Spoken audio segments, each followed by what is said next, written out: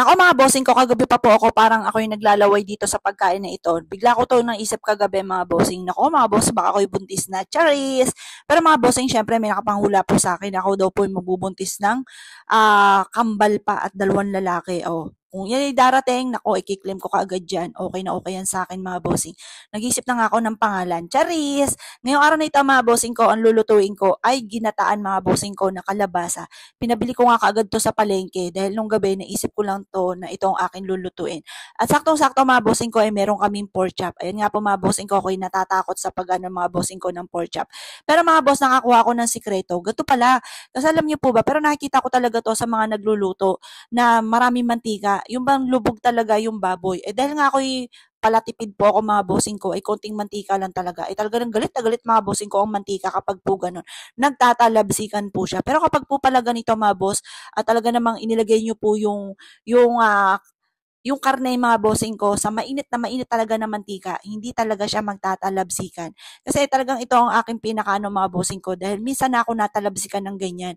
Ay to, Diyos ko po mga bossing ko, napakatagal bago ito ay mawala mga bossing ko yung peklat.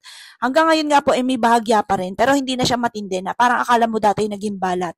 Ito nga po mga bossing ko, nilalagyan ko po siya syempre ng luya, kasi pag sinabing gata, medyo kailangan lagyan natin din to ng marami-raming luya, maraming sibuyas, at ano din ang bawang. At dahil nga po mga bossing ko, umalis ang aking mag-ama, ako na nga magluluto nito. Pero usapan po namin, ay hintayin ko siya at siya na po maghiwa-hiwa. Medyo inip talaga ako mga bossing ko sa mga paghiwa-hiwa. Gusto ko na lang maghalo-halo lamang. Pero hiwa na mga boss. At dahil nga po wala pa po sila mga boss at magtatanghalian ay ako po yung nagluto na. Ngayon pa mga bossing ko, ayan. Ako pa mga bossing ko ay solo plate lang po dyan mga bossing. Dahil nga po, gusto ko nga po pagka ano'y kakain na lang po din sila. Dahil nga po late po sila, yang-ya naman ako dahil lagi sila naggagala at ako ito dito lang sa bahay. Ay okay lang naman, ganun talaga ang mga nanay mga bossing.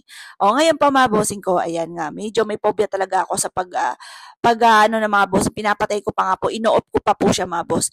At dahil parang medyo makunat-kunat pa at hindi talaga malutong, ay tinikman ko po siya. Isinalin ko po muli mga boss at tinakluban po muli ito.